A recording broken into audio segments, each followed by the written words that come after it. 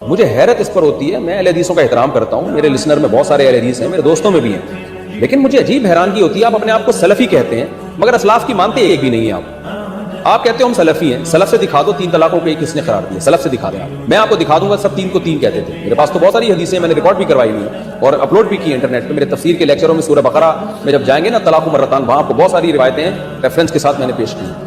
تو یہ کہتے ہیں 3 طلاقیں ایک ہوتی ہیں، سلف میں دکھا دو بھائی کس نے 3 کو ایک کہا ہو۔ یہ کہتے ہیں 8 رکعت تراویح ہے، سلف میں دکھا دو کسی نے رمضان میں جماعت کے ساتھ 8 رکعتیں پڑھی ہیں، سوائے حضرت عمر کی وہ روایت جو مسترب ہے۔ ہم طلاق والے مسئلے میں بات کرتے ہیں، انہوں نے یہ کہا ہے کہ سلف سے دکھا دیں کہ کسی نے 3 طلاق کو ایک کہا ہو۔ دیکھیں صحیح مسلم میں بڑی ہی مشہور حدیث ہے کہ عبداللہ بن عباس رضی اللہ تعالیٰ عنہ کیا فرماتے ہیں، ذرا دیکھیے۔ یہ صحیح مسلم کی حدیث ہے، حدیث نمبر 1472۔ عبداللہ بن عباس رضی اللہ تعالیٰ عنہ فرماتے ہیں کہ کان الطلاق علی عہد رسول اللہ صلی اللہ علیہ وسلم و ابی بکر و سنتین من خلافت عمر طلاق الثلاث واحدۃ۔ کہتے ہیں کہ اللہ کے رسول صلی اللہ علیہ وسلم کے زمانے میں 3 طلاق ایک ہوتی تھی، اور وہ ابی بکر عہد صدیقی میں ابو بکر رضی اللہ تعالیٰ عنہ کے دور میں 3 طلاق ایک ہوتی تھی، وہ سنتین من خلافت عمر، اور عمر رضی اللہ تعالیٰ عنہ کے دور کے شروع کے 2 سال میں 3 طلاق ایک ہوتی تھی۔ اب بتائیے یہ صحابہ کرام کا دور نہیں ہے؟ ابو بکر صدیق رضی اللہ تعالیٰ عنہ کے دور میں تمام صحابہ 3 طلاق کو ایک کہتے تھے، اسی طرح سے عمر فاروق رضی اللہ تعالیٰ عنہ کے دور میں تمام صحابہ 3 طلاق کو ایک مانتے تھے، عمر فاروق رضی اللہ تعالیٰ عنہ کے دور خلافت کی ابتدائی 2 سال تک۔ تو یہ جو دور گزرا ہے اس میں تمام کے تمام صحابہ، تمام کے تمام سلف، ان سب کا بلکہ بعض اہل علم نے تو اس پر اتفاق اور اجماع نقل کیا ہے کہ اس بات پر تو اجماع ہے کہ صحابہ کرام 3 طلاق کو ایک ہی مانتے تھے۔ چنانچہ میں 1-2 حوالے نقل کر دوں، 1 منٹ۔ یہ عجیب بات ہے، میں تھوڑا سا ایک اضافہ جب تک کہ شیخ وہ لا رہے ہیں تب تک کہ میں پیش کرتا ہوں۔ یہ حضرات سلف کی بات کر رہے ہیں کہ 3 طلاق جو ہے وہ سلف نے دکھا دو۔ بھائی اگر سلف آپ کے ہاں اتنی بڑی ایسے ہی دلیل ہے تو ہم تو یہ کہتے ہیں کہ تقلید آپ کرتے ہیں نا، آپ سلف کے ہاں سے دکھائیے تقلید کا ثبوت۔ اگر سلف آپ کے ہاں دلیل ہیں اور آپ ماشاءاللہ سلف کے اتنے متبع ہیں تو صرف طلاق کے مسئلے میں آپ سلف کو کیوں تلاش کرتے ہیں؟ یہ مقلدین کے ساتھ عام پرابلم یہ ہوتا ہے کہ ان کے جو دلائل ہیں نا وہ ہر مسئلے کے حساب سے بدلتے رہتے ہیں۔ تو بھائی آپ اگر سلف کے اتنے بڑے متبع ہیں تو جو آپ تقلید کرتے ہیں سلف میں سے دکھائیے کہ ایک مذہب کی تقلید کرنا، ایک امام کی تقلید کرنا، اس کا ثبوت کہاں سے ملتا ہے؟ صرف طلاق کے مسئلے میں آپ سلف کو تلاش کرنا کہاں سے شروع کر دیتے ہیں؟ ایسے 10 مسائل آپ کو احناف کی کتابوں میں مل جائیں گے جس میں وہ ایک صحابی کو لا کر کے نہیں دکھا سکتے ہیں۔ جیسے آپ ایک کسی صحابی کو لا کر کے دکھا دیں جس نے یہ کہا ہو کہ بغیر ولی کے کسی عورت کا نکاح ہو سکتا ہے۔ احناف کے بغیر ولی کی نکاح ہو جاتا ہے؟ پوری صحابہ کی جماعت میں کوئی ایک آدمی لا کر کے دکھائے جس نے یہ کہا ہو کہ بغیر ولی کے نکاح ہو جاتا ہے۔ پورے صحابہ کی جماعت میں کوئی ایک صحابی لا کر کے دکھائے جس نے کہا کہ عصر کی نماز کی شروعات 2 مثل سائے پر ہوتی ہے۔ تو ایسے تو 10 مسائل ہم احناف کے ذکر کر سکتے ہیں جس میں کوئی ایک صحابی کا قول بھی نہیں ملے گا۔ تو دلیلیں جو ہے نا وہ مسئلے کے حساب سے تبدیل نہیں کرنا چاہیے۔ صحابی کا قول آ جاتا ہے، وہاں یہ کہہ دیتے ہیں کہ صحابی کا قول حجت نہیں ہے۔ جب سلف کو تلاش کر رہے ہیں آپ تو قیاس کے مقابلے میں اگر صحابی کا جہاں بھی مسلک آ جائے، قول آ جائے کئی سارے مسائل میں، تو وہاں فوراً یہی بات بولتے ہیں۔ یہاں حضرت انس کے بارے میں بھی یہ بات، یعنی حضرت ہریرہ کے بارے میں تو یہ بات ہے ہی، حضرت انس رضی اللہ تعالیٰ عنہ کے بارے میں بھی یہ بات کہی کہ غیر معروف الفقہ والاجتہاد، فقہ و اجتہاد میں غیر معروف نہیں تھے۔ تو اس طرح کی مطلب یعنی کہ جو سلف کا مسئلہ یہ لا رہے ہیں، جبکہ جو سلف اصل ہیں ان کے قول کو یہ کہتے ہیں کہ حجت نہیں ہے۔ تو بھائی آپ سلفی ہیں، اگر آپ سلف سے نسبت رکھتے ہیں تو پھر آپ کو حجت ہونا چاہیے۔ ارے بھائی سلف کا مسئلہ اگر اتنا حجت ہے تو سب سے پہلے تو تقلید ثابت کر دیں سلف سے۔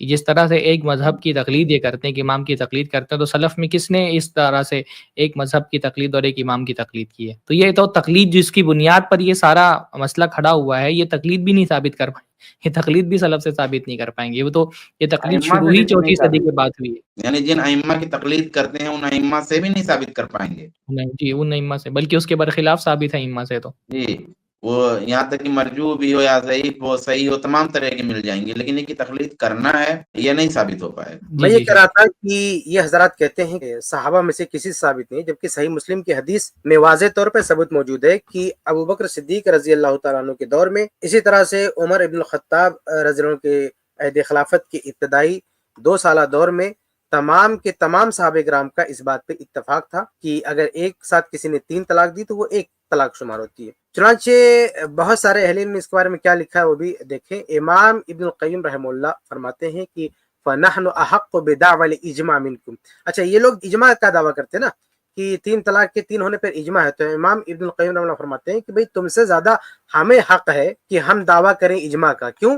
لِأَنَّهُ لَا يُعْرَفُ فِي أَحَدِ الصِّدِّيقِ احد رد ذالک ولا خالفہ، کیونکہ ابو بکر صدیق رضی اللہ تعالیٰ عنہ کے دور میں جب 3 طلاق کو ایک مانا جاتا تھا تو کسی بھی صحابی نے اس کی تردید نہیں کی اور کسی بھی صحابی نے اس کی مخالفت نہیں کی۔ اور زاد المعاد جلد 5 صفحہ 247 پر امام ابن القیم رحمہ اللہ لکھتے ہیں کہ بل لو شئنا لقلنا، بلکہ اگر ہم چاہیں تو کہہ سکتے ہیں ولصدقنا، اور ہماری بات صحیح ہوگی کہ ان ھذا کان اجماعا قدیما، کہ یہ پرانا اجماع یہی تھا۔ لم یختلف فی علی عہد صدیق اسنان، ابو بکر صدیق رضی اللہ تعالیٰ عنہ کے دور میں کسی کی اس میں 2 رائے نہیں تھی، سب کا اس پہ اتفاق تھا۔ اسی طرح سے ایک اور عالم ہے امام یوسف بن احمد جمال الدین رحمہ اللہ، 798 ہجری میں ان کی وفات ہوئی۔ ان کی کتاب ہے سیر الحاس۔ اچھا اس کتاب میں ان کی کتاب کے حوالے سے نقل ہے کہ الطلاق الثلاث واحدہ، کہ 3 طلاق ایک ہوگی، کما صحت بھی سنہ، جیسا کہ صحیح حدیث سے ہی ثابت ہے، وجتمعت علیہ الصحابۃ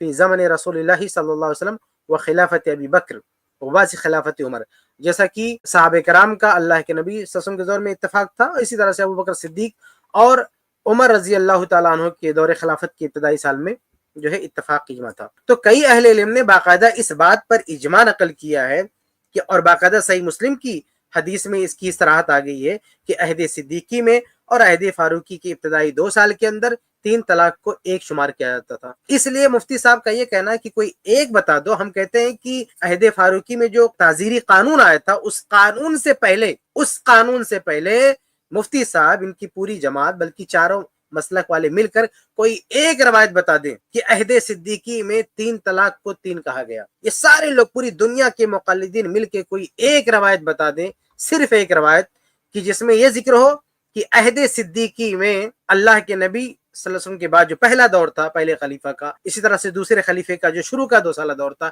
اس میں کسی ایک صحابی نے بھی یا کسی ایک تابعی نے بھی 3 طلاق کے 3 ہونے کا فتویٰ دیا ہو، یہ کہیں سے بھی مفتی صاحب دکھا دیں۔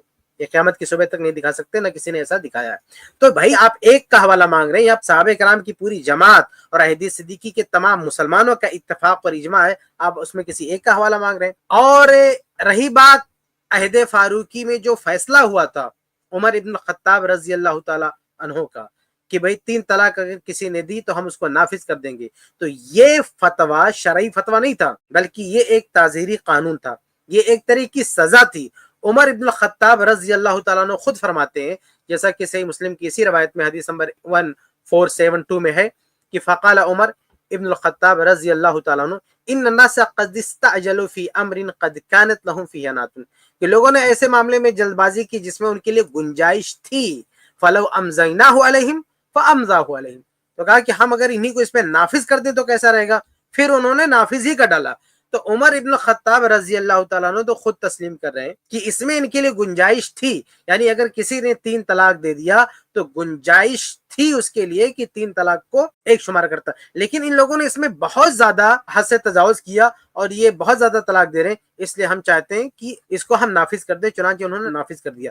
تو یہ ایک تعزیری سزا تھی، یہ ایک جو ہے قانون تھا، یہ ایک طرح کی سزا تھی، یہ کوئی شرعی فتویٰ نہیں تھا۔ عمر ابن الخطاب رضی اللہ تعالیٰ عنہ نے یہ کہتے ہوئے قرآن اور حدیث کی دلیل دے کر نہیں کہا کہ قرآن و حدیث میں ایسے ہی ہے اس لیے میں یہی فتویٰ دیتا ہوں اور پہلے جو ہو رہا تھا میں اس کو بدل رہا ہوں، بالکل نہیں، بلکہ کہا کہ ہم اس کو سزا کے طور پر ہم اس پہ نافذ کر دیں۔ یہ کہہ رہے ہیں کہ یہ ان کے لیے گنجائش تھی لیکن ہم یہ گنجائش ختم کر رہے ہیں، وہ صحیح مسلم کی حدیث کا مطلب ہے۔ تو اس سے صاف واضح ہے کہ یہ تعزیری قانون تھا، یہ فتوی کی حیثیت نہیں۔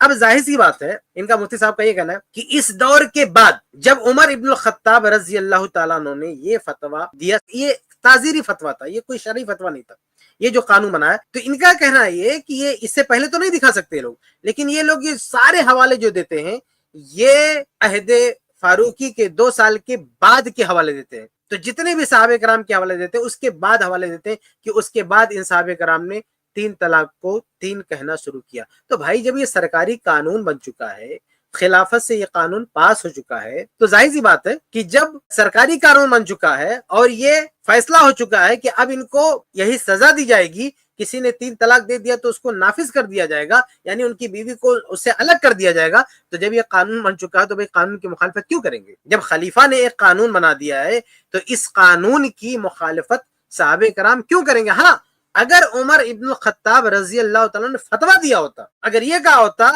کہ قرآن و حدیث میں ایسا ہے، تو یقیناً بہت سارے صحابہ کرام اختلاف کرتے، لیکن خود عمر ابن الخطاب رضی اللہ تعالیٰ عنہ نے بھی اس کو شریعت کا حکم نہیں کہا، قرآن و حدیث کا حکم نہیں کہا، بلکہ ایک تعزیر کا۔ تو ظاہر سی بات ہے جب تعزیر کہا ہے تو ایک خلیفہ کو ایک اختیار ہے کہ ایسا کوئی تعزیری قانون بنا سکتا ہے، بلکہ ہم آج بھی کہتے ہیں اگر اسلامی حکومت ہو، اسلامی حکومت میں کسی حاکم کو اختیار ہے کہ اس طرح کا کوئی قانون بنا سکتا ہے۔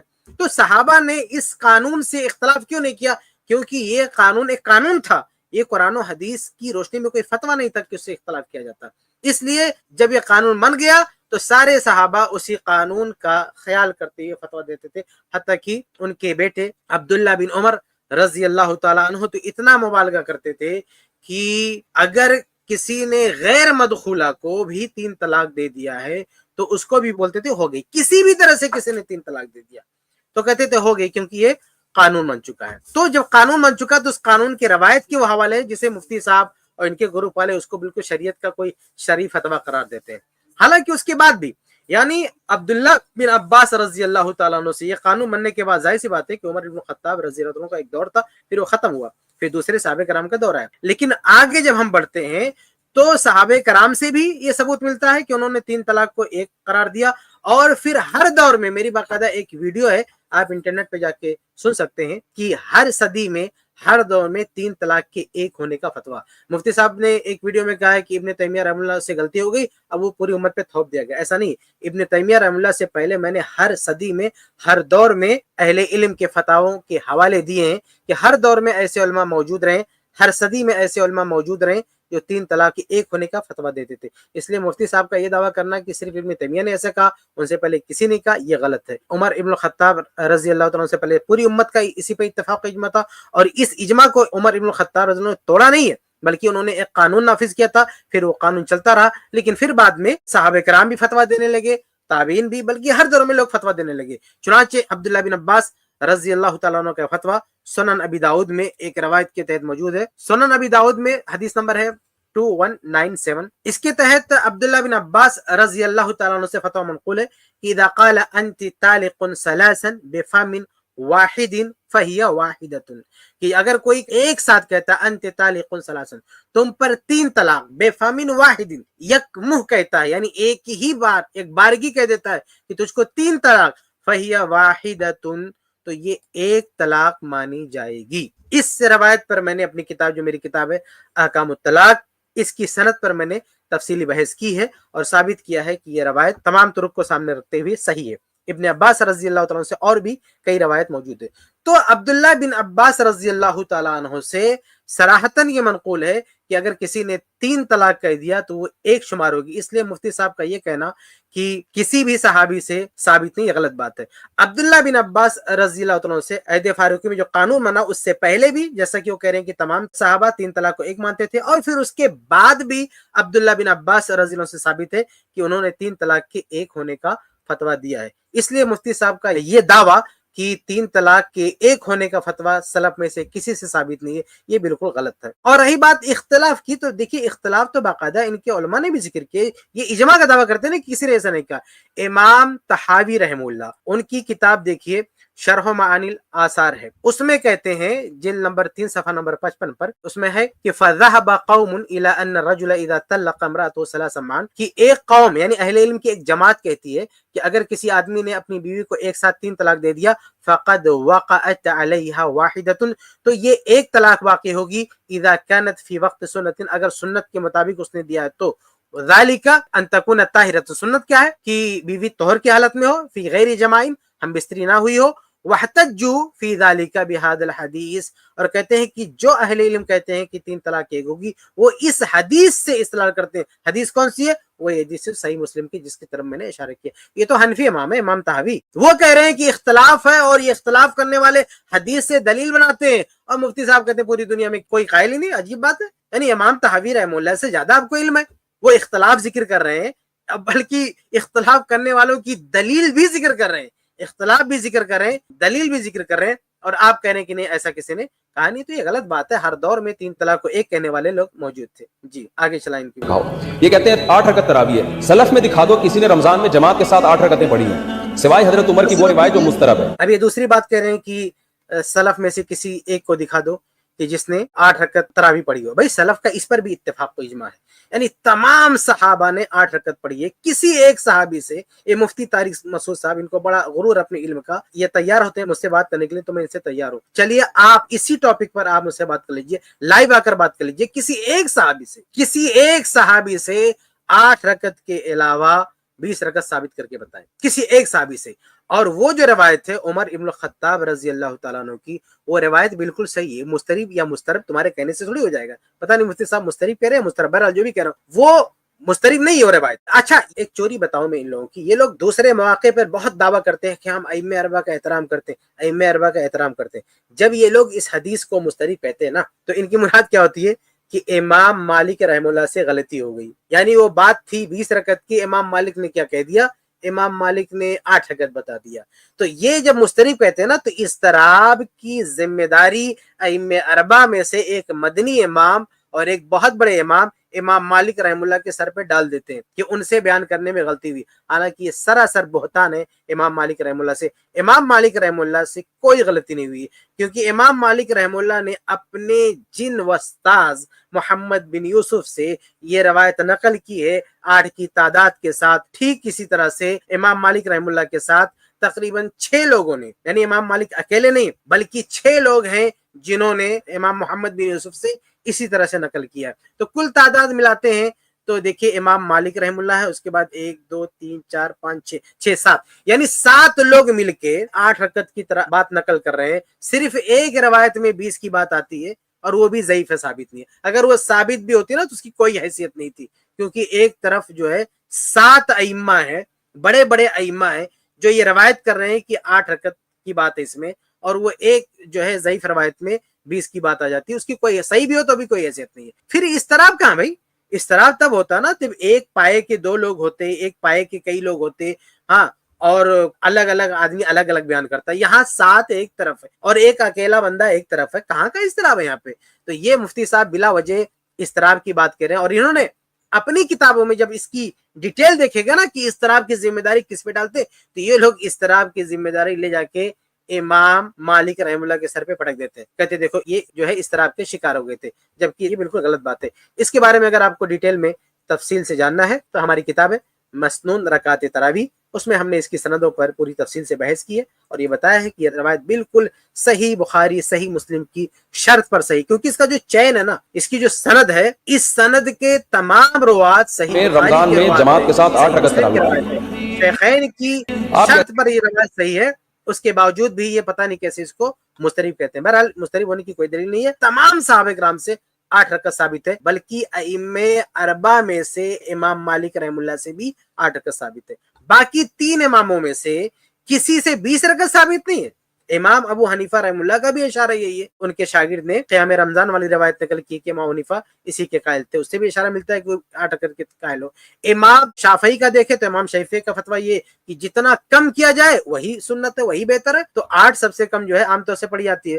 اور امام احمد رحم اللہ کا دیکھے تو امام احمد رحم اللہ کہتے ہیں کہ اس کی کوئی تعداد متعین نہیں ہے. حقیقت ہے کہ ائمہ اربعہ میں کوئی بھی اس کا قائل نہیں ہے. ائمہ اربعہ میں سے صراحت کے ساتھ اگر کوئی 8 کا قائل ہے تو امام مالک رحم اللہ 8 کے قائل ہیں. تو یہ لوگ اس مسئلے میں امام مالک رحم اللہ کو بھی نہیں مانتے. بہرحال اور بھی بہت سارے حوالے ہیں اہل علم کے، کتاب مسنون رکعت تراویح میں دیکھ سکتے ہیں. اس لیے ان کا یہ دعویٰ کرنا کہ 8 رکعت کسی سلف میں سے کسی سے ثابت نہیں، غلط بات ہے. 8 رکعت تمام صحابہ کرام سے ثابت ہے، صحابہ سے 8 کے علاوہ کوئی تعداد ثابت نہیں ہے. آگے بڑھتے ہیں. 8 رکعت تراویح پڑھی ہے. آپ کہتے ہیں ہم سلفی ہیں، سلف میں دکھا دو کسی عورت نے مردوں کی طرح نماز پڑھی ہے. امام بخاری نے صرف ایک خاتون کا تذکرہ کیا جو مردوں کی طرح نماز پڑھتی تھی، اس کا مطلب باقی ساری عورتیں عورتوں کی طرح نماز پڑھتی تھی.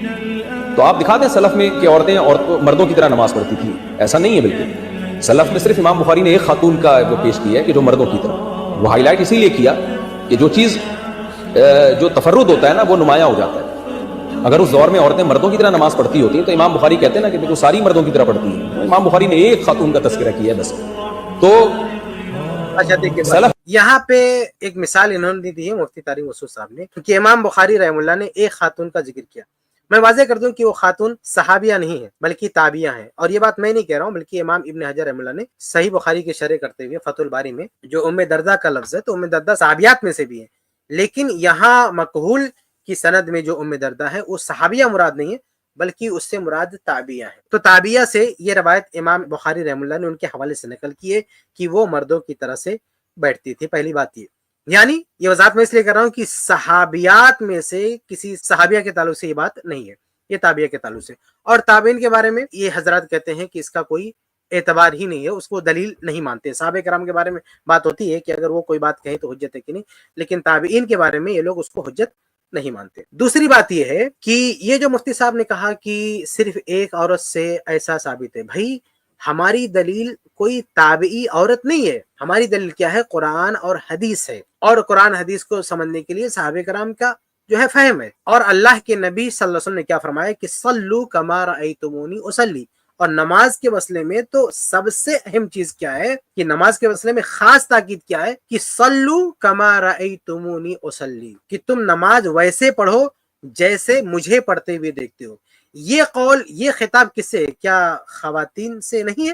کیا صرف مردوں سے ہے؟ کہ جب اللہ کے نبی صلی اللہ علیہ وسلم فرما رہے ہیں کہ صلو کما رأیتمونی اصلی, نماز ویسے پڑھو جیسے میں پڑھتا ہوں, تو یہ سب سے فرما رہے ہیں, چاہے کوئی مرد ہو چاہے کوئی عورت ہو. تمام مرد خواتین سب پر یہ لازم ہے کہ وہ اللہ کے نبی صلی اللہ علیہ وسلم کی طرح نماز پڑھیں گے. اور اصل جو نماز ہے نا, کسی بھی حدیث سے, کسی بھی صحیح حدیث سے قطعاً ثابت ہے, اور نہ کسی صحابی سے نہ کسی صحابیہ کا فتویٰ ثابت ہے کہ مرد اور عورت کی نماز میں فرق ہے. جو فرق یہ لوگ اپنی کتابوں میں یہ لوگ پیش کرتے ہیں, اور کچھ تو جھوٹی روایتیں پیش کرتے ہیں اور کچھ ایسی چیزیں پیش کرتے ہیں جس کا تعلق نماز سے نہیں ہے. جیسے کپڑے وغیرہ کا مسئلہ ہے, تو کپڑے وغیرہ کا مسئلہ اصل نماز سے نہیں ہے. بھائی عورت کا کپڑا الگ ہے, مرد کا کپڑا الگ ہے, تو وہ چیز کا تعلق اصل نماز نہیں. اصل جو نماز ہے اس میں مرد عورت میں کوئی تفریق نہیں ہے, یہ ثابت نہیں ہے. اچھا, ہم جو یہ کہتے ہیں نا کہ مرد عورت کی نماز میں کوئی فرق نہیں ہے, ایسا نہیں ہے کہ ہم نے ایسی کوئی ضد بنا کے رکھی ہے. اگر واقعتاً حدیث میں ثبوت ملتا, کسی بھی حدیث میں ملتا, بلکہ آج بھی یہ لوگ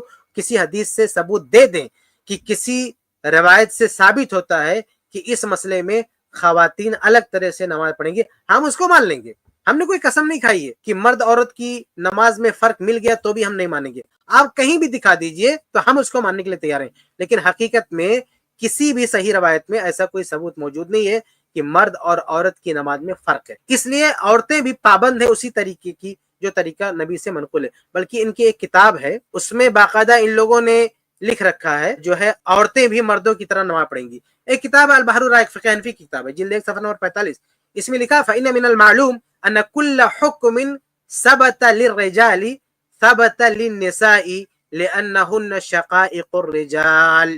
یہ نماز کے مسئلے میں, نماز کے سیاق میں یہ لوگ کہہ رہے ہیں کہ ہر وہ حکم جو مردوں کے لیے ثابت ہو گیا وہی عورتوں کے لیے بھی ثابت مانا جائے گا, کیونکہ عورتیں یہ مردوں کی بہنیں ہیں. تو انہوں نے فقہ حنفی میں خود یہ اصولی بات لکھ رکھی ہے کہ جو مرد کے لیے ثابت ہے وہی عورت کے لیے بھی ثابت ہے. دیکھیے آگے انہوں نے لکھا, میں پڑھ دوں, نہیں کہیں گے تھوڑا سا چھوڑ دیا.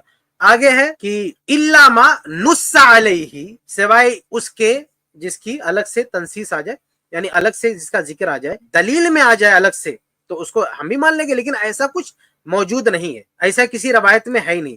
اور آگے دیکھیے یہ حکمت بھی بیان کرتے ہیں. اس میں مفتی صاحب نے ایک بات کہی ہے, اس کا بھی جواب آ جاتا ہے. مفتی صاحب نے کہا نا کہ باقی عورتوں کے بارے میں کیوں نقل نہیں کیا. آگے کہتے ہیں کہ الاصل فی النساء اللہ یذکرنا, کہتے ہیں خواتین کے بارے میں اصل یہ ہے کہ ان کا تذکرہ نہ کیا جائے. کہتے ہیں کہ خواتین کیا کرتی کیا نہیں کرتی اس کا ذکر نہیں کرنا چاہیے. اصل یہ ہے کہ اس کے بارے میں کوئی ذکر نہ ہو. لأن مبنى حالہن علی الستر, کیونکہ ان کا معاملہ یہ ہے کہ بھئی پردہ کیا جائے, ان کو پردے میں رہا جائے, ان کو چھپ کے رہنا چاہیے, پردے میں رہنا چاہیے. تو وہ کیا کرتی ہیں کیا نہیں کرتی ہیں, ان کی کیفیات کا معاملہ ذکر نہ کرنا یہی اصل ہے. تو بہرحال مفتی صاحب جو یہ کہا کہ ایک عورت کا صرف ذکر ہے، بھائی ایک عورت پر دار و مدار نہیں ہے ہمارا جو مسئلہ ہے، وہ اصل چیز ہے کہ اللہ کے نبی صلی اللہ علیہ وسلم کا جو طریقہ ہے نماز کا، اسی طریقے کو فالو کرنا، یہ حکم ہے اللہ کے رسول کا۔ اگر مفتی صاحب کو ہمت ہو تو کہہ دیں کہ اس کے مخاطب خواتین نہیں ہیں، ہرگز نہیں، بلکہ اور دیگر معاملات میں، ایسا نہیں 2-3 معاملات میں یہ لوگ فرق کرتے ہیں، باقی معاملات میں کہاں سے دلیل آتے ہیں؟ خواتین کی کوئی دلیل نہیں ہے الگ سے، وہ جو مردوں کی دلیل ہے وہی خواتین کے لیے بھی دلیل ہے۔ اچھا، انہوں نے جو یہ نقطہ اٹھایا کہ امام بخاری نے صرف ایک کا ذکر کیا ہے، اس کا مطلب یہ ہے کہ باقی لوگ ایسا نہیں کرتی تھیں، یعنی ایک کا ذکر کیا، باقی ایسا نہیں کرتی تھی۔ بھائی یہ آپ تب کہہ سکتے تھے نا کہ جب باقی خواتین سے اس کے برخلاف ملتا، باقی خواتین کا طریقہ صراحتاً کہیں ملتا، کہیں مینشن ہوتا، جیسے یہ تابعیاں ہیں، اگر باقی تابعیات ایسا نہیں کرتی، یہ تو پہلی بات تو یہ تابعیاں یعنی کوئی صحابیہ نہیں ہے، اس لیے اگر آپ کی بات تھوڑی دیر کے لیے مان بھی لیں تو یہ تابعیات کے بارے میں ہوگا، صحابیات کے بارے میں نہیں ہوگا۔ لیکن چلو تابعیات کے بارے میں بھی یہ بات تب مانی جاتی جب ایک کو چھوڑ کر باقی تمام تابعیات کے بارے میں یہ صراحت ملتی کہ وہ جو ہے الگ طریقے سے بیٹھتی تھی نماز میں۔ لیکن جب ایسی کوئی صراحت نہیں ملتی ہے دیگر تابعیات کے بارے میں، اور کسی ایک تابعی کے بارے میں کوئی ذکر آ گیا، تو اس کا مطلب یہ کہ وہی تمام کا طریقہ تھا۔ آپ باقی تمام تابعیات کو اس کے برخلاف آپ نہیں کہہ سکتے، کیونکہ اس کے برخلاف ثبوت نہیں ملتا ہے۔ ورنہ اس طرح سے اگر کہا جائے تو دیکھیں ایسے بہت سارے معاملات، نماز میں مان لیجیے رفع الیدین کا مسئلہ ہے، نماز جنازہ میں رفع الیدین کا مسئلہ ہے۔ یہ حنفی حضرات نماز جنازہ میں ساری تکبیرات میں رفع الیدین کرتے ہیں، ساری تکبیرات میں رفع الیدین کا عمل صرف اور صرف ایک صحابی سے ملتا ہے، عبداللہ بن عمر رضی اللہ تعالیٰ عنہ سے، موقوفاً، مرفوعاً نہیں، موقوفاً۔ یہ تو تابعہ کی بات کرتے ہیں، میں صحابی کی بات کر رہا ہوں، سیدھا ڈائریکٹ صحابی کی بات۔ صحابہ میں صرف اور صرف عبداللہ بن عمر رضی اللہ تعالیٰ عنہ سے ملتا ہے کہ وہ تمام تکبیرات جنازہ میں رفع الیدین کرتے تھے، باقی کسی صحابی سے نہیں ملتا ہے۔ تو اب مفتی طارق مسعود کے اصول سے کیا یہ مان لیا جائے کہ یہ ان کا شاذ عمل تھا، صرف ان کا عمل تھا اور باقی کوئی بھی اس پر عمل کرنے والا نہیں تھا، باقی تمام کے تمام صحابہ رفع الیدین نہیں کرتے تھے؟ کیا یہ مان لیا جائے؟ اگر یہ مان لیا جائے تو پھر مفتی طارق مسعود کے اس مسئلے میں بھی اعلان کرنا چاہیے کہ بھئی جنازے کی تکبیرات میں کوئی رفع الیدین نہ کرے، جو پہلی تکبیر اس میں رفع الیدین کرے، باقی تکبیرات میں کوئی رفع الیدین نہ کرے، کیونکہ یہ صرف عبداللہ بن عمر سے منقول ہے، اور وہ اس لیے ہائی لائٹ کیا گیا کیونکہ دوسرے سارے صحابہ کے وہ برخلاف تھا۔ تو سارے صحابہ چونکہ رفع الیدین نہیں کرتے تھے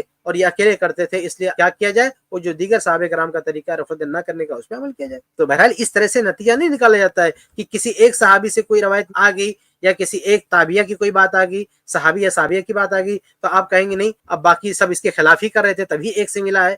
یہ بالکل غلط ہے، بلکہ یہ خود ایسی اصولوں کو فالو نہیں کرتے نا۔ داڑھی کے مسئلے میں دیکھیے، داڑھی کے مسئلے میں یہ عبداللہ بن عمر رضی اللہ تعالیٰ عنہ کی دلیل لائیں گے کہ دیکھو وہ داڑھی کاٹتے تھے، ایک مشت کے بعد داڑھی کاٹتے تھے۔ تو کیا ہم یہ کہہ دیں کہ بھائی دیکھو یہ ہائی لائٹ ہو گئے، باقی سارے صحابہ کرام جو ہے داڑھی نہیں کاٹتے تھے؟ نہیں، دیکھیے ہماری یہ رائے ہے، ہمارا یہ موقف ہے کہ داڑھی کو نہیں کاٹنا چاہیے، اور ہم کہتے ہیں کہ انہی جو ہے صراحتاً جو ہے 1-2 صحابہ سے ملتا ہے داڑھی کاٹنے کا، باقی 5 صحابہ سے داڑھی نہ کاٹنے کا ثبوت ملتا ہے۔ باقی 5 صحابہ، چنانچہ المعجم الکبیر وغیرہ کی روایت ہے کہ 5 صحابہ کرام تھے جو اپنی داڑھی نہیں کاٹتے تھے، تو 2 سے ثبوت ملتا ہے داڑھی کاٹنے کا، 5 سے ثبوت ملتا ہے داڑھی نہ کاٹنے کا۔ باقی صحابہ کا کیا معاملہ ہے؟ باقی صحابہ کے بارے میں روایتیں خاموش ہے، باقی صحابہ کے بارے میں ہمارے پاس کوئی روایت نہیں ہے، تو ہم صرف اتنا بات کر سکتے ہیں جتنے روایتیں ہیں ہمارے پاس۔ اس لیے اگر مفتی صاحب کی نظر میں یہ اصول ہے تو ہر جگہ اپلائی کریں نا، جہاں جہاں کوئی ایک صحابی کا عمل آ گیا یا ایک تابعی کا عمل آ گیا، بول دیں یہ شاذ ہے، باقی سب اس کے خلاف تھے۔ تو اسی مسئلے میں آپ نماز میں بیٹھنے کے مسئلے میں آپ یہاں لا کے اصول فٹ کر رہے ہیں، اگر یہ اصول آپ کی نظر میں تو ان تمام مقامات پر جہاں کسی ایک صحابی سے کوئی بات آئی ہے یا کسی ایک تابعی سے کوئی بات آئی ہے اور آپ کے فتوے کا کوئی اور حمایتی کوئی اور جو ہے موافق نہیں ملتا، تو آپ کہہ دیجیے نا کہ یہاں پوری امت اس کے خلاف تھی، صرف ایک سے جو ہے ملتا ہے۔ تو بہرحال مفتی طارق مسعود صاحب نے اصل جو یہاں طلاق کی بحث چھڑی ہے اور یہ کہا کہ سلف میں سے کسی سے نہیں ثابت ہے، غلط بات ہے، سلف میں سے تمام صحابہ سے ثابت ہے، عہد فاروقی سے پہلے، اور اس کے علاوہ جو مثالیں انہوں نے پیش کی ہیں اللہ کے نبی صلی اللہ علیہ وسلم سے، اس میں جو ثبوت ملتا ہے ہم اس کو فالو کرتے ہیں، حدیثیں موجود ہے، جب حدیثیں موجود ہے تو وہ مرد کے لیے بھی ہے، خواتین کے لیے، سب کے لیے۔ تراویح کے مسئلے میں وہی ہے کہ الٹا بول رہے ہیں، تمام صحابہ سے جتنا ثبوت ہم کو ملتا ہے صحابہ کرام سے وہ 8 رکعت ہی کا ثبوت ملتا ہے، لیکن یہ الٹا بول رہے ہیں، یعنی جو صحابہ کرام سے بالاتفاق ثابت ہے۔ دیکھیں تینوں مسئلوں میں صحابہ کرام سے بالاتفاق ایک ہی چیز ثابت ہے، تینوں مسئلوں میں۔ دیکھیں طلاق کے مسئلے میں تمام صحابہ کا اتفاق ثابت ہے کہ 3 طلاق ایک ہوتی ہے، اس سے کسی کا اختلاف ثابت نہیں ہے، بعد میں جو کچھ ہے وہ قانونی مسئلہ ہے۔ تراویح کے مسئلے میں تمام صحابہ سے، جتنے بھی صحابہ سے ثبوت ملتا ہے، صرف یہ ملتا ہے، کیا ملتا ہے کہ 8 رکعت 8 रकात के अलावा कुछ नहीं मिलता है। नमाज में बैठने के ताल्लुक से किसी एक भी सहाबिया से नहीं मिलता कि मर्दों के खिलाफ वो बैठी हो, किसी एक भी सहाबी से नहीं मिलता कि उन्होंने ये फतवा दिया हो कि खवातीन मर्दों से अलग बैठी। मतलब तमाम सहाबे कराम का मसला अल्लाह के नबी सल्लल्लाहु अलैहि वसल्लम की इत्तबा पर है, वहां किसी एक से सबूत नहीं है। ताबीन की इन्होंने मिसाल दी, ताबीन इमाम नखई रहमुल्लाह जो है ये फतवा था उनका कि एक औरत, सही सनद से साबित है कि एक औरत मर्द की तरह ही नमाज में बैठेगी, अलग नहीं बैठेगी। एक सहाबिया से इन्होंने फतवा कहा, ये शाज़ है भाई, बाकायदा सहाबे कराम का फतवा मौजूद है, वैसे बैठेगी। तो बहरहाल इन्होंने जो 3 मिसाल दी है, तीनों में सहाबे कराम से सिर्फ एक ही चीज मिलती है, दूसरी कोई चीज, इख्तलाफ नहीं मिलता। दूसरे अल्फाज में मैं कहूं तो तीनों मसले में सहाबे कराम का इख्तलाफ नहीं मिलता। ना तलाक में इख्तलाफ मिलता सहाबे कराम का, जो भी है वो कानून के बनने के बाद, उससे पहले की बात करो, इख्तलाफ नहीं मिलता। 8 रकात तरावीह में भी सहाबे कराम का इख्तलाफ नहीं मिलता। और औरत कैसे बैठे नमाज में, इसके बारे में सहाबा में कोई इख्तलाफ नहीं मिलता है। में आप दिखा दें कि कोई हर किस्म के मौजों पे मसा को उन्होंने जायज करार दिया, कोई सलफ में दिखा दिया, तो उस नाम रख लेने से नहीं आप सलफी हो जाते। इन्होंने एक और बात, मैं समझा इनकी बात खत्म होगी, लेकिन इन्होंने एक और बात नकल की है कि हर किस्म के मौजों पर मसे किसी एक से दिखाते हैं। पता नहीं किस दुनिया में रहते हैं। ये जौरबैन की शायद बात कर रहे हैं कि ये हर तरह के मौजे पे मसे की बात नहीं। तो ये जौरबैन जो होता है, जो हल्का मौजा होता है, ये कहते हैं उसमें मसे करना जायज नहीं। हालांकि बहुत सारे सहाबे कराम से, पता नहीं किस दुनिया में ये। देखिए, जब हदीस में तफरीक नहीं है तो आपने अपने घर से कहां से तफरीक कर लिया भाई। अभी शेख सरफात ने जिक्र किया ना, अली बिन अबी तालिब रजी अल्लाह तआला भी जौरबैन पे मसा करते थे और इनका मसला उनके खिलाफ है। इसी तरह से बहुत सारे सहाबा कराम, मैं 1-2 हवाले आपके सामने जिक्र मैं एक हवाला मेरे पास भी शेख, मैं उसको पेश कर देता हूँ। ये जो है शेख अहमद शाकिर ने जो जमालुद्दीन कासमी साहब की किताब है अल-मस्ह अलल जौरबैन, उसमें उन्होंने ये दुलाबी का ये रिवायत नकल की है कि दुलाबी कहते हैं कुना वल अस्मा में जिल्द नंबर 1 सफ़ा 181, वो हजरत अनस की रिवायत लेकर क्या है, आप उसको देख सकते हैं कि अरज़क बिन कैस कहते हैं रअयतु अनस इब्न मालिकिन अहदसा फगसला वजहहु व यदैहि, कि मैंने देखा अनस इब्न मालिक को कि वो नापाक हुए तो उन्होंने अपना चेहरा धोया, दोनों हाथ धोए। वमसहा अलल जौरबैनी मिन सौफिन, यहाँ पे बाकायदा अल्फाज हैं इसके। पहली बात तो ये कि उन्होंने मसा किया सूफ यानी जो ऊन का मोजा होता है उस पर मसा किया। ये तो इसे जौरबैन की बहुत सारी रिवायतें मौजूद हैं, लेकिन ये खास रिवायत है जिसमें बाकायदा ऊन का जिक्र भी आ गया कि उन्होंने ऊन वाले मोजे पर मसा किया। ये तो बात है ही है, और जौरबैन से बहुत सारी रिवायतें। फकुल तो अतम सहो अलैहिमा, तो मैंने उनसे पूछा कि क्या आप ये ऊन के मोजों पर मसा कर रहे हैं? फ़क़ाल इन्नहुमा खुफ़ानी वलाकिन्नहुमा मिन सौफिन। असल इस्तिदलाल इस बात से है कि सहाबा किराम, ये जो बाद में लोगों ने तफरीक की है खुफ की और जौरब की, कि खुफ जो है वो चमड़े का मोजा है उसको कहा जाएगा, और जौरब जो है वो सूफ और ऊन के मोजे को कहा जाएगा। हजरत अनस फरमा रहे हैं कि ये जो ऊन का मोजा होता है ये भी खुफ है, यानी अल्लाह के नबी सल्लल्लाहु अलैहि वसल्लम ने हदीसों में जो इजाजत दी है खुफैन पर मसा की, तो खुफ में जौरब भी शामिल है। तो उन्होंने फरमा इन्नहुमा खुफ़ानी, ये जो ऊन के मोजे हैं ये भी असल में खुफ हैं, यानी ये भी उन्हीं मोजों में शामिल है जिनके अलग नेजा दिए।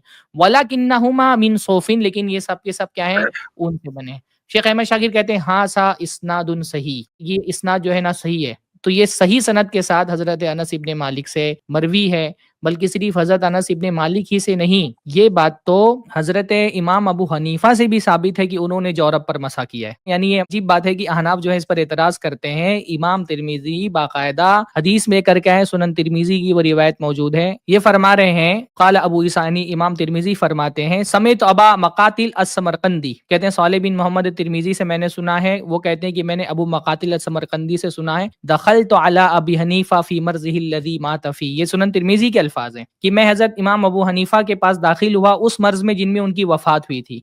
फदआ बिमाइन फतवज़्ज़अ, तो उन्होंने पानी मंगाया और वुजू किया। व अलैहि जौरबानी फमसहा अलैहिमा, और उनके पैरों में 2 मोजे थे। तो जौरब जो है वो ऊन के मोजों को कहा जाता है। खुफ आमतौर पे लोग कहते हैं कि खुफ तो चमड़े के मोजों को कहा जाता है, तो यहाँ पे बाकायदा जौरब के अल्फाज हैं। कहते हैं कि उनके पैरों में 2 ऊन के मोजे थे, फमसहा अलैहिमा, और उन पर उन्होंने मसा किया। सुम्मा काला, फिर कहा फ़अलतुल यौम शैअन लम अकुन अफ़अलहु, आज एक ऐसा काम किया जो इससे पहले मैं कभी नहीं करता था। मसहतु अलल जौरबैनी, मैंने ऊन के मोज़ों पर मसा किया। वहुमा गैर मुनअलैनी, जबकि उसमें मैंने जूते नहीं पहने हुए थे। इसलिए इमाम अबू हनीफा के बारे में ये बात कई एक उलमा ने कही है कि ये इन्होंने पहले जो है ना इसके कायल नहीं थे, और आखिरी उम्र में इमाम अबू हनीफा इस बात के कायल हो गए कि ऊन के मोज़ों पर मसा किया जा सकता है, ये इसके कायल हो गए। अच्छा, सिर्फ इमाम हनीफा ही नहीं, اور بھی علماء ہیں جو اس کے قائل ہیں. جیسے ایک مثال میں آپ کو یہ دے دیتا ہوں. دیکھیے یہاں پر یہ الموسوعۃ الفقہیہ ہے، اس میں انہوں نے لکھا ہے کہ وروی رجوع ابی حنیفہ الیہ فی مرضی، کہ پہلے امام حنیفہ جواری پر مسح کے قائل نہیں تھے، لیکن اپنے مرض میں ان سے روایت کیا گیا کہ انہوں نے رجوع کر لیا. اب جب یہ حدیث ثابت ہو گئی کہ اون کے موضوع پر مسح کیا جا سکتا ہے، عمومی طور پہ خف کو بھی جو ہے نا وہ جورب میں شامل کیا گیا ہے، تو ہم کو الگ سے کوئی دلیل دینے کی ضرورت نہیں ہے. لیکن بہت سارے لوگ حجت کے طور پہ کہتے ہیں کہ یہ جو اون کے موزے تھے یہ موٹے تھے، پتلے موزے کا ذکر دکھاؤ سلف کے یہاں پر. تو آپ دیکھیں کہ یہ موسوعۃ الفقہیہ کی عبارت ہے، یجوز المسح علی الجوربین مطلقا. ایک قول مفقہا کے یہاں پر یہ ہے کہ مطلق اون کے موضوع پر مسح جائز ہے، ولو لم یکونا صفیقین، اگرچہ وہ موٹے نہ ہوں، اگر اون کے موزے موٹے نہ ہوں تب بھی ان پر مسح کیا جا سکتا ہے.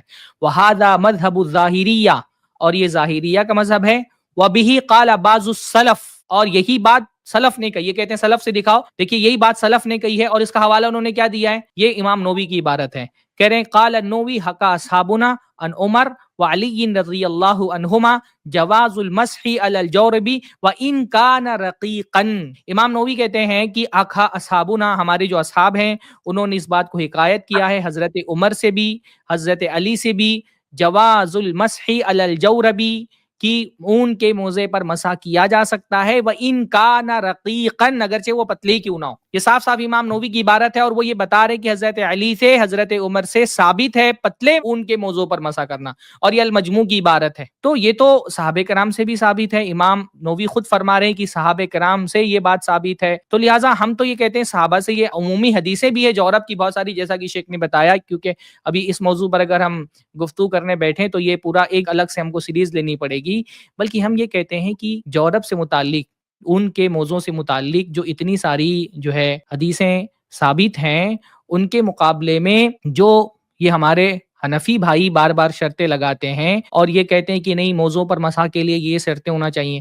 جیسے آپ دیکھیں کہ یہ بنوری ٹائم جو ان کا بہت مشہور ادارہ ہے الجامعۃ الاسلامیہ، اس کے فتووں میں سے فتویٰ موجود ہے. وہ کہتے ہیں کہ ایسے جرابیں ان میں 3 شرطیں پائی جانی چاہیے. دیکھیے کیا عبارت ہے کہ خفین پر مسح کرنا جائز ہے. خفین ایسے موضوع کہتے ہیں جو پورے چمڑے کو. اسی طرح مجلد وہ موزے جن کے اوپر نچلے حصے میں چمڑا ہو منعل ہو، یعنی وہ موزے جن کے صرف نچلے حصے میں چمڑا ہو ان پر مسح کرنا جائز ہے.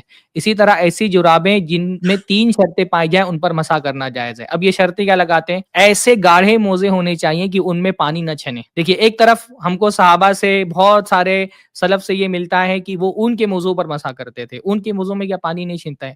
ہم کہتے ہیں جیسے یہ مفتی طارق مسعود صاحب جو ہے وہ ہم سے مطالبہ کر رہے ہیں، ہم ان سے مطالبہ کہتے ہیں آپ سلف میں سے کوئی ایک آدمی دکھائیے جنہوں نے یہ 3 شرطیں لگائی ہوں. آپ کہتے ہیں موضوع پر مسح کرنے کے لیے 3 شرطیں، ان 3 شرطوں کی کیا دلیل ہے؟ کہتے ہیں ایسے گاڑھے یعنی موٹے موزے ہونے چاہیے کہ ان میں پانی نہ چھنے. دوسرا اتنے مضبوط ہوں کہ بغیر جوتوں کے بھی ان میں 3 میل پیدل چلنا ممکن ہو. یہ احناف کا عجیب سا مسئلہ ہے، یعنی کہہ رہے ہیں کہ 3 میل چلنا ممکن ہو تبھی آپ ایسے موضوع پر مسح کر سکتے ہیں. اب آپ بتائیے کیا موزہ پہننے کے بعد انسان اس کو 3 میل چل کر کے دیکھے گا کہ 3 میل ان پہ چلنا ممکن ہے کہ نہیں ممکن ہے؟ یہ بالکل غیر ضروری قسم کی شرط ہے جو ہم کو خود جو ہے وہ کہیں پر بھی صحابہ کرام میں اور کہیں پر بھی نہیں ملتی ہیں. تو ہم یہ پوچھتے ہیں کہ آپ کہہ رہے ہیں کہ سلف سے دکھائیے موضوع پر مسح، تو ہم نے تو سلف سے دکھا دیا موضوع پر مسح. اب ہم یہی سوال آپ سے کرتے ہیں کہ آپ دکھائیے کہ سلف میں سے کس نے یہ 3 شرطیں لگائی ہیں. تیسری شرط یہ کہ کسی چیز سے باندھے بغیر اپنی موٹائی اور سختی کی جیسے پنڈلی پر خود قائم رہ سکے، اور یہ کھڑا رہنا کپڑے کی تنگی اور چستی کی وجہ سے نہ ہو. یہ جو 3 شرطیں آپ نے لگائی ہیں، آپ سلف میں سے کوئی ایک صحابی کو دکھائیے کہ جنہوں نے یہ 3 شرطیں لگائی ہوئی ہوں. بہرحال یہ تو سلف کی بات کرتے ہیں، سلف ان کو ضرورت کے وقت یاد آتے ہیں، ورنہ جیسا کہ شیخ کفایت نے کہا نا کہ مقلد جو ہے وہ تو جب سلفی ہوتا ہے تب بھی وہ مقلد ہی رہتا ہے. میں ایک چیز اور آپ کے ساتھ شیئر کرنا چاہتا ہوں. یہ حناف کے یہاں پر جب سلف کہا جاتا ہے نا، یہ ہم کو سلف کا تانا دیتے ہیں. حناف کے یہاں جب سلف بھی کہا جاتا ہے نا تو سلف سے مراد امت کے سلف ہوتے ہی نہیں ان کے یہاں پر، بلکہ ان کے یہاں سلف سے مراد ہوتے ہیں امام حنیفہ، امام ابو یوسف اور محمد بن حسن الشیبانی. دیکھیے یہ ویکیپیڈیا کی عبارت ہے، آپ کی اسکرین پہ دکھ رہی ہوگی. اس میں وہ بتا رہے ہیں والسلف، یعنی جو ان کے ہاں پر جو اصطلاحات ہیں ان کا معنی کیا ہوتا ہے. امام اعظم سے مراد امام حنیفہ ہوتا ہے، امام ثانی سے مراد امام ابو یوسف ہوتا ہے، امام ربانی سے مراد محمد بن حسن الشیبانی ہوتا ہے. ایسے ہی جب حنفی السلف کہتے ہیں تو ان کی کیا مراد ہوتی ہے؟ وہ السلف کہہ کر کے امت کے سلف مراد نہیں لیتے ہیں. جب یہ کہتے ہیں السلف یراد بہذا المصطلح عندهم، جب یہ احناف سلف کہتے ہیں تو سلف سے ان کی مراد ہوتی ہے من ابی حنیفہ الی محمد بن حسن، حضرت امام ابو حنیفہ سے لے کر کے محمد بن حسن، یعنی یہ جب سلف کہتے ہیں تو ان کا صرف 3 ہی لوگ مراد ہوتے ہیں، امام ابو حنیفہ، امام ابو یوسف اور محمد بن حسن الشیبانی، یہ 3 ہی لوگ ان کے یہاں پر مراد ہوتے ہیں جب سلف یہ کہا جاتا ہے ان کے یہاں پر۔ اور یہ اکیلے جو ہے وہ ویکیپیڈیا ہی کا حوالہ نہیں ہے، اور بھی حوالے آپ کو، جیسے یہ بات ابن عابدین نے لکھی ہے، جو حنفی اصطلاحات کی جو کتابیں ہیں وہ آپ اٹھا کر کے دیکھیں گے تو آپ کو مستقل آپ کو یہ بات ملے گی کہ احناف کے یہاں پر جب سلف کہا جاتا ہے والسلف عند فقہاء الحنفیہ الی محمد بن حسن ففی حاشیۃ عابدین وفی اصطلاح الفقہاء کما قال الشیخ عبداللہ فی فتاویہ السلف الصدر الاول الی محمد بن الحسن، کہ جب بھی حنفی فتویٰ کی کتابوں میں سلف کہا جاتا ہے تو اس سے مراد الصدر الاول یعنی امام حنیفہ سے لے کر کے الی محمد بن الحسن، محمد بن حسن تک یہ صرف مراد ہوتے، تو یہ مقلد جو ہے نا وہ سلفی ہو کر کے بھی مقلد ہی رہ جاتا ہے۔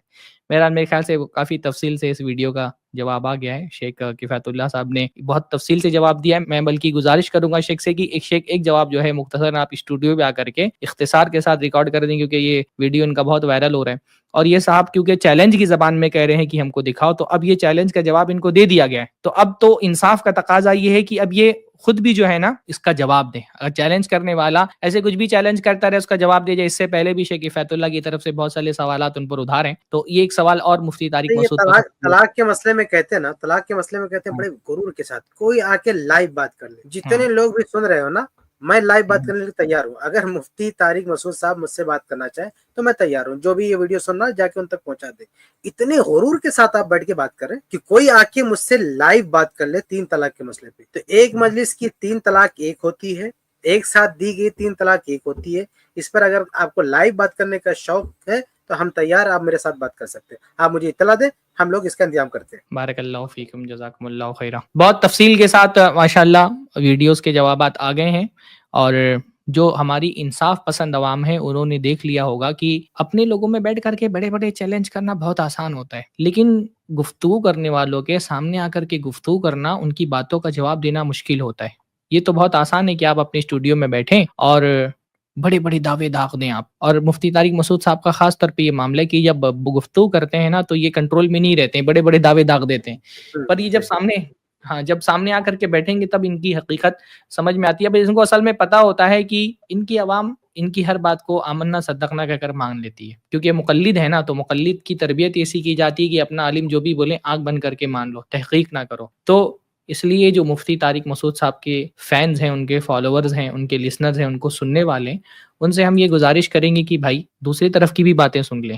دعویٰ بڑے بڑے کرنا، اس قسم کے دعوے بہت سارے مسلک کے لوگ کرتے ہیں، دیوبندیوں کے بارے میں ایسے دعوے بریلوی بھی کرتے ہیں، تو صرف دعووں سے حق ثابت نہیں ہوتا ہے۔ حق کیا ہے وہ آپ کے سامنے کتنے دلائل کے ساتھ، انہوں نے تو صرف دعویٰ کیا ہے نا، دعوے کے ساتھ کوئی دلیل نہیں دی۔ الحمدللہ i+ ٹی وی پر دلائل کے ساتھ ان کے ایک ایک بات کا رد کر دیا گیا، چاہے وہ طلاق کا معاملہ ہو، چاہے وہ نماز کا معاملہ ہو، چاہے وہ موضوع کا معاملہ ہو، صراحت کے ساتھ، دلیلوں کے ساتھ، حوالوں کے ساتھ، اسکرین شاٹ کے ساتھ آپ کے سامنے باتیں رکھ دی گئی ہیں۔ اگر جس کو حق سمجھنا ہو اس کے لیے انشاءاللہ تعالی اتنی باتیں کافی ہوں گی۔ اچھا، ایک اور چیز کی وضاحت میں کر دوں، یہ مفتی طارق مسعود نے یا کسی نے طلاق کے مسئلے میں عمر ابن الخطاب رضی اللہ تعالی عنہ کے حوالے سے بڑی جذباتی بات کرتے ہیں، اہل حدیثوں پر تان و تشنیع کرتے ہیں کہ یہ لوگ خلیفہ دوم کو نہیں مانتے، یہ صحابہ کے منکر ہیں، صحابہ کے گستاخ ہیں، صرف اس وجہ سے کیونکہ طلاق کے مسئلے میں ہم کہتے ہیں 3 طلاق جو ہے ایک ہوتی ہے، تو اس کی وجہ سے یہ لوگ اتنا بڑا مقدمہ کھڑا کر دیتے کہ یہ دیکھو عمر ابن الخطاب رضی اللہ کو نہیں مانتے، اور وہ حدیث پیش کرتے علیکم بسنتی وسنت الخلفاء الراشدین۔ تو اس کی میں تشریح کر دوں ایک، یہ جو سنت الخلفاء الراشدین کا مطلب جو یہ لوگ بار بار ترجمہ یہ کرتے ہیں، کسی بھی صحابی نے فتویٰ دے دیا اس کو مان لو، یہ خلفاء راشدین کی سنت پہ چلنے کا تقاضا ہے۔ دیکھیے اس حدیث کا یہ مطلب تو خود خلفاء راشدین نے نہیں سمجھا ہے، سنت خلفاء راشدین کی سنت کو اپنانے کا مطلب یہ کہ خلفاء راشدین کا جو منہج تھا، ان کا جو طریقہ تھا، ان کا طریقہ تھا قرآن اور حدیث کی پیروی کرنا، قرآن حدیث کی اتباع کرنا، اور قرآن و حدیث کی کوئی دلیل آ جائے تو اپنا طریقہ، اپنی بات چھوڑ دینا، یہ بھی تو سنتے خلفاء راشدین ہے۔ یعنی خلفاء راشدین کی سنت صرف یہی کہ جو انہوں نے فتویٰ دے دیا اس کو تم پکڑو، خلفاء راشدین کی سنت یہ بھی ہے کہ حق آ جائے تو اپنی بات چھوڑ دینا ہے۔ خود عمر ابن الخطاب رضی اللہ عنہ کی سنت میں بتاتا ہوں، صحیح بخاری کی حدیث ہے نا کہ وفات رسول کے بعد تلوار لے کے کھڑے ہو گئے کہ جس نے کہہ دیا کہ وفات ہوگی میں اس کی گردن مار دوں گا۔ اب ابو بکر صدیق رضی اللہ تعالیٰ عنہ آتے ہیں اور قرآن کی آیات پڑھتے ہیں اور سمجھاتے ہیں کہ نہیں وفات ہو چکی ہے، تو عمر ابن الخطاب رضی اللہ تعالیٰ عنہ وہ بات مان لیتے ہیں اور کہتے ہیں کہ یہ سن کے ایسا لگا کہ آیتیں ابھی نازل ہوئی ہیں اور میرے پاؤں مجھے اٹھا نہیں رہے. اس کو کہتے ہیں سنت خلفاء راشدین، کہ جب حق آئے، دلیل آئے، تو اپنی پرانی بات چھوڑ دینا، نئی بات مان لینا، جو دلیل آ رہی ہے اس کو تسلیم کر لینا. ایسے ہی مانعین زکوٰۃ سے قتال کا مسئلہ ہے. ابو بکر صدیق رضی اللہ عنہ نے کہا کہ ہم قتال کریں گے. اب سنت فاروقی کیا ہے؟ انہوں نے شروع میں کہا کہ نہیں، ایسا نہیں کرنا چاہیے، لیکن عمر ابن الخطاب رضی اللہ عنہ کہتے ہیں کہ ابو بکر صدیق بار بار مجھ پہ دلیل پیش کرتے رہے، بات کرتے رہے، یہاں تک کہ اللہ نے میرا سینہ کھول دیا کہ یہی بات صحیح ہے. یہ ہے سنت خلفائے راشدین. تو سنت خلفائے راشدین کا مطلب ان لوگوں نے یہ بنا کے رکھا ہے کہ ایک ایک صحابی کا فتویٰ لو، یہ سنت خلفائے راشدین ہے. بھائی دلیل کی پیروی کرتے ہوئے اپنی بات چھوڑ دینا، یہ بھی سنت خلفائے راشدین ہے. تو اصل سنت خلفائے راشدین کا مطلب ان کا منہج ہے، ان کا طریقہ ہے، ان کا طریقے افتاء، طریقے اتباع، طریقے استدلال ہے. نہیں کہ ان کا کوئی ایک ایک فتویٰ لے لو، حدیث پڑھ دو، یہ تو سنت خلفائے راشدین پہ چلنے کا تقاضا ہے. آپ دیکھیں کہ خود خلفائے راشدین، اگر یہ مطلب ہوتا حدیث کا نا کہ خلفائے راشدین میں سے ہر ایک کی بات لینا لازم ہے، تو پھر صحابہ بھی تو یہی کرتے نا کہ اگر کسی خلفائے راشدین میں سے کسی نے کچھ کہہ دیا تو مان لیا. جبکہ ہم دیکھتے ہیں کہ ابو بکر صدیق رضی اللہ تعالیٰ عنہ کے بعض فتاویٰ نہیں مانے گئے، دلیل کی بنیاد پر لوگوں نے رد کیا، وہ جو وراثت کا مسئلہ جسے ہے. اور ایسے ہی عمر ابن الخطاب رضی اللہ تعالیٰ عنہ کے بعض فتاویٰ، عثمان بن عفان رضی اللہ کے بعد فتاویٰ لوگوں نے تسلیم نہیں کیا. کیوں نہیں تسلیم کیا؟ اس لیے نہیں تسلیم کیا کیونکہ حدیث اس کے خلاف. بلکہ خود عمر فاروق کے بیٹے عبداللہ بن عمر کئی مثال ہے، وہ حدیث پیش کرتے ہیں. اگر کوئی کہتا ہے کہ آپ کے ابا تو ایسا کرتے تھے تو بولتے تھے آپ میرے ابا کی پیروی کرو گے، حدیث پیروی کرو گے. اور علی رضی اللہ تعالیٰ صحیح بخاری کی حدیث ہے، ام ولد کے بارے میں ان کا فتویٰ یہ تھا کہ ام ولد کو بیچ سکتے ہیں. تو پہلے ابو بکر صدیق، عمر فاروق، عثمان بن عفان، تینوں خلیفہ کے دور میں یہی فیصلہ ہوتا رہا عدالتوں میں کہ ام ولد کو بیچنا ٹھیک نہیں ہے. لیکن جب علی رضی اللہ کا دور آیا تو صحیح بخاری کی روایت ہے، انہوں نے قاضی کو بلایا جو عدالت میں فیصلہ کرتے تھے، جو سمجھ لیجیے سب سے بڑے قاضی تھے، قاضی القضات تھے. کہا کہ آج سے تم یہ فیصلہ کرنا جو میرا فتویٰ ہے اس کے مطابق. تو انہوں نے سمجھایا، کہا کہ امیر المومنین اگر میں ایسا کروں گا تو آپ سمجھ رہے ہیں کہ انتشار کتنا ہوگا. آپ کو اندازہ بھی ہے کہ 3 خلفاء سے بات چلی آ رہی ہے اور آپ کی فتوے کو میں نے امپلیمنٹ کیا تو بہت بڑا مسئلہ ہو جائے گا. تو علی رضا نے کہا کہ نہیں ٹھیک ہے تم جیسا کر رہے تھے ویسے کرو، کوئی مسئلہ نہیں ہے. تو یہ دیکھیے خلفائے راشدین نے بھی چاروں کے تعلق سے ہم کو ملتا ہے کہ حدیث آنے پر یا کوئی وضاحت آنے پر یا بات کرنے پر چاروں نے خود اپنی بات چھوڑ دی ہے. کسی نے نہیں کہا کہ بھئی نبی نے تو کہا تھا کہ ہماری بات ماننا. تو سنت خلفائے راشدین کی یہ تشریح جو کرتے ہیں نا یہ لوگ کہ ایک ایک فتوے کو ماننا، یہ مطلب نہیں سنت خلفائے راشدین کی پیروی کا. سنت خلفائے راشدین پر چلنے کا مطلب یہ کہ ان کا جو منہج تھا، ان کا جو طریقہ تھا، ان کا جو طریقے استدلال تھا، طریقے فہم تھا، اس کی پیروی کرنا، یہ مطلب ہے سنت خلفائے راشدین کو اپنانے کا. اچھا ایک اور بات میں واضح کر دوں، یہ عمر ابن الخطاب رضی اللہ تعالیٰ عنہ کا گستاخ بتاتے ہیں ہم کو، کیونکہ طلاق کے مسئلے میں ہم ان کو نہیں مانتے، حالانکہ ہم ان کو مانتے ہیں. تو عمر ابن الخطاب رضی اللہ تعالیٰ عنہ سے ہی بہت سارے فتاویٰ یہ لوگ نہیں مانتے. میں ایک دو گنا دوں، مطلب میرے پاس 20 فتاویٰ کی فہرست ہے کہ عمر ابن الخطاب رضی اللہ تعالیٰ عنہ کے 20 ایسے فتاویٰ ہیں جس کو حنفی دنیا نہیں مانتی. جیسے مستدرک حاکم کی روایت ہے کہ عمر رضی اللہ تعالیٰ عنہ امام کے پیچھے جہری نماز ہو، سری ہو، جو بھی نماز ہو، چاہے امام زور سے قرأت کر رہا ہے یا آہستہ، سورہ فاتحہ پڑھنے کے قائل ہیں. یہ لوگ نہیں مانتے. عمر رضی اللہ تعالیٰ عنہ کے نزدیک مصنف ابن ابی شیبہ کی روایت ہے کہ سورہ حج میں سجدے ہیں، یہ لوگ نہیں مانتے. عمر ابن الخطاب رضی اللہ تعالیٰ عنہ کے نزدیک سجدے تلاوت واجب نہیں ہے، صحیح بخاری کی حدیث ہے، یہ لوگ نہیں مانتے. عمر رضی اللہ تعالیٰ عنہ کے نزدیک فجر کی نماز اندھیرے میں پڑھیں گے، غلط میں پڑھیں گے، موطا کی روایت، یہ لوگ نہیں مانتے اس کو. عمر رضی اللہ تعالیٰ عنہ کے نزدیک عصر کا جو ٹائم ہے وہ ایک مثل سایہ کے بعد شروع ہوتا ہے، اوسط ابن منذر کی روایت، یہ لوگ نہیں مانتے. عمر رضی اللہ تعالیٰ عنہ نے حج تمتع سے منع کیا، یہ ان کا فتویٰ تھا، ان کی بات تھی، یہ لوگ اس کو نہیں مانتے.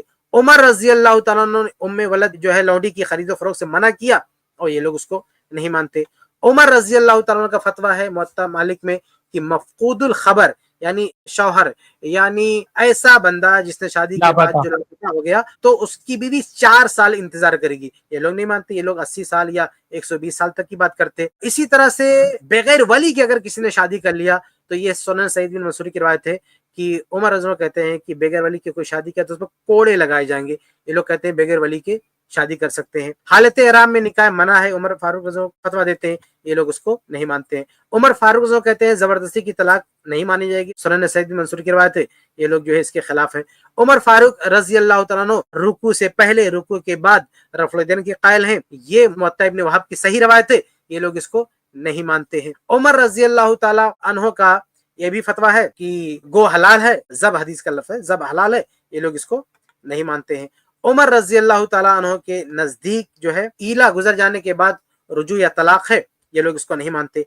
इसी तरह से सबसे बड़ी बात ये, मैं बात खत्म करूंगा, सबसे अहम बात ये कि तलाक ही के मसले में उमर रजी अल्लाह ताला कहते हैं कि अगर किसी ने हलाला किया, यानी अलग कर दिया गया, 3 तलाक नाफिज कर दी गई, अब अगर कोई हलाला करता मैं उसे रज्म कर दूंगा। ये मोहल्ला इब्न हज़्म में सही सनद से रवायत मौजूद है, मैंने अपनी किताब आकाम तलाक में नकल किया, उसकी सनद को भी सही साबित किया।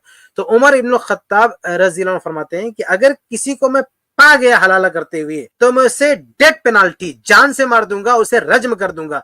ये लोग हलाले की दुकान चलाते हुए, अब बड़ी चालाकी से मैं आपको बता दूं, मैं बात खत्म करता हूँ, इनसे आप फतवा पूछोगे ना हलाले का, बोलते नहीं वो हलाला गलत है, नहीं करना चाहिए। ये जबान से कहते हैं गलत है, फिर चुपके से अंडर टेबल फतवा क्या सप्लाई करते, गलत तो है लेकिन किसी ने कर लिया तो फिर बीवी हलाल है तुम्हारे लिए, तुम जो है बीवी को ले सकते हो। ये कहते गलत तो है, बहुत फतवा बाद में गलत कहने लगे थे, पहले कागज पे लिख के देते थे, जब अभी कुछ जल्दी, जब बहुत शोर शराबा हुआ, मीडिया पे आने लगा, तब इन्होंने कागज पे लिखना बंद किया। लेकिन अभी बहुत सारे लोग कागज पे लिखते हैं, अभी कागज पे लिखना बंद किया, जबान से जाके पूछेंगे, मुलाकात करेंगे तो वही फतवा देते हैं हलाला करने वाला, और बाकायदा जुबान लगाते हैं। बल्कि अभी कुछ लोग ऐसे, बल्कि मुफ्ती साहब भी है, एक वीडियो में कहते हैं कि अगर नियत इस्लाह की हो ना, 2 को मिलाने की, तो सवाब मिलेगा। अस्तगफिरुल्लाह, बताइए अल्लाह ताला का कानून है और तुम इधर उधर घुमा फिरा के उसको तोड़ रहे हो और कहते हो सवाब मिलेगा। अच्छा, मुफ्ती तारिक मसूद ने एक गंदी जबान इस्तेमाल करते बार बार, कहते अहले हदीस 3 तलाक को 1 बोल के ज़िनाकारी करवा रहे हैं। मतलब अभी क्या बोलूं, अल्लाह माफ फरमाए, तुम लोग जो है हलाला करवा के, हलाले की दुकान खोल के उसको सवाब का काम बता रहे हो। बताओ, अहले हदीसों को गालियां देते हो कि ये लोग 3 तलाक को 1 बोलते हैं, जबकि मुस्नद अहमद वगैरह की सही रवायत मौजूद है, और तुम लोग जो है हलाले की बात, जबकि अल्लाह के रसूल ने लानत की है। उमर फारूक रज़ी अल्लाह ने कहा कि मैं रज्म कर दूंगा, उसकी दुकान चलाते हो, कहते हो इससे सवाब मिलेगा। ये है मुफ्ती तारिक मसूद साहब, हलाला करवाने वालों को सवाब बांट रहे हैं, और जो सुन्नत पर अमल कर रहे हैं कहते हैं कि ये गुनाह है, ज़नाकारी है। अच्छा, मैं जो मेरे जिम्मेदारान सुन रहे हैं, मैं ये चाहूंगा ना कि ये जो शेख की क्लिप बनी है, ये अहले हदीसों पे बहुत पुराना इल्जाम है कि अहले हदीस जो है वो एक मसले का हवाला बना करके, तरावी का और तलाक के 2 मसलों का हवाला बना करके अहले हदीसों पे इल्जाम लगाया जाता है कि हम हज़रत उमर इब्न खत्ताब के खिलाफ हैं। तो शेख ने मेरे ख्याल से 10 से ज़ायद मसाइल बयान कर दिए जिसमें अहनाफ हज़रत उमर की मुखालफत करते हैं। तो इंशाल्लाह उसको एक क्लिप की शक्ल में एक अलग से अपलोड किया जाए, ताकि ये बात लोगों के सामने आए और इसको ज़्यादा से ज़्यादा नशर किया जाए लोगों को। अलग अभी मैंने बगैर हवाले के जल्दी पेश कर दिया इस टीम में, इंशाल्लाह मेरा इरादा है मैं अलग से बाकायदा उसको हवाले के साथ आप नकल करें, क्योंकि ये रिकॉर्ड कराऊंगा। हाँ, इनको बताऊंगा कि कितना ये उमर फारूक रज़ी को मानते हैं, बल्कि तलाक के मसले में भी नहीं मानते। ये रफुलदैन में भी तो नहीं मानते, रफुलदैन भी तो तमाम सहाबा से साबित है नहीं मानते हैं। तो सबसे मतलब रोजाना का मसला है, हर नमाज का मसला है। यहाँ इनको वो नहीं याद आता, अलैकुम बिसुन्नती व सुन्नतिल खुलफाए राशिदीन, यहाँ नहीं याद आता इन लोगों को, नहीं याद आता है इनको। ठीक है शेख, तो यहाँ तक की गुफ्तगू हमारी मुकम्मल हुई। अब हम अपने प्रोग्राम के दूसरे हिस्से की तरफ जा रहे हैं, जिसमें इंशाअल्लाह ताला हम सवालात के जवाबात अपने जो सामीन हैं, लिसनर्स हैं, उनसे सवाल लेंगे और उनके सवालों का जवाब देंगे। जो हमारे सवाल करने वाले अहबाब आते हैं उनसे गुजारिश है, देखिए ये अल्हम्दुलिल्लाह आपने देखा कि यहाँ पर जो अहले इल्म माशाअल्लाह गुफ्तगू कर रहे हैं, दलाइल के साथ गुफ्तगू करते हैं, संजीदगी के साथ गुफ्तगू करते हैं, हवाले के साथ गुफ्तगू करते हैं। तो एक जो मिजाज बनता है हमारे ओपनिंग कमेंट में, सवाल जवाब का जो सेशन होता है उसमें भी उस मिजाज की रियायत की जाए। आप सवाल करने के लिए आ रहे हैं, नरमी के साथ, मोहब्बत के साथ, इल्मी अंदाज में सवाल अपना रखें, और फिर जो मशाइख इंशाअल्लाह ताला उसका वो जवाब इंशाअल्लाह ताला देंगे। ज़बान निथरी साफ़ सुथरी होनी चाहिए। हम सब आपस में अल्हम्दुलिल्लाह मुसलमान हैं, और इकराम मुस्लिम एक हम सब की जिम्मेदारी होती है, बल्कि हमारे यहाँ तो इकराम मुस्लिम की कुछ ज़्यादा ही बातें करता है 6 बातों में। तो इकराम मुस्लिम का मतलब सिर्फ अपने मसलक के बंदे का इकराम नहीं होना चाहिए, बल्कि इकराम मुस्लिम का मतलब वो तमाम लोगों का इकराम होना चाहिए जो मुसलमान हैं। तो इकराम के साथ, एहतराम के साथ, रिस्पेक्ट के साथ अपनी बातें रखें। तरीका ये होना चाहिए कि अगर आपके पास बोलने के लिए 3, 4, 5 बातें हैं, तो ऐसा ना करें आपकी एक साथ सारी बातें दोहरा दें। एक बात पहले रखें, और उस बात पर भी जब गुफ्तगू हो, मान लीजिए आपके पास 4 दलाइल हैं, इंशाअल्लाह ताला आपके 4 नहीं 400 दलाइल का भी जवाब दिया जाएगा। लेकिन तरीका ये नहीं होता कि आप 100 दलाइल एक साथ बयान कर दें। तरीका ये है कि एक मौजू पर बात हो रही है तो पहले उस मौजू से मुतालिक एक दलील आप अपने सामने रखें, उस दलील पर पहले बात हो जाए। जब बात मुकम्मल हो जाए फिर आप अपनी दूसरी दलील लेकर के आए, फिर तीसरी दलील लेकर आए, फिर चौथी दलील लेकर के आए, ताकि जो एक सिंसियरिटी है ना गुफ्तगू में, उसको मेंटेन किया जा सके। इस क्लिप की फुल वीडियो देखने के लिए हमारे चैनल पर जरूर आएं। iPlus TV ने एक नया YouTube चैनल शुरू किया है जिसका नाम है iPlus TV इख्तिलाफ का हल। इस चैनल पर सिर्फ इख्तिलाफी मसाइल पर वीडियोस आएगी, लेकिन दलाइल के साथ, اور بھائی چارگی کے ساتھ. آپ کو میں دعوت دیتا ہوں کہ آپ بھی ہمارے اس چینل کو سبسکرائب کریں, ہماری ویڈیوز کو شیئر کریں اور نوٹیفیکیشن آئیکن کو آل سلیکٹ کریں تاکہ آپ کو ہماری ویڈیوز کا نوٹیفیکیشن مل سکے. جزاک اللہ خیر, والسلام علیکم ورحمۃ اللہ.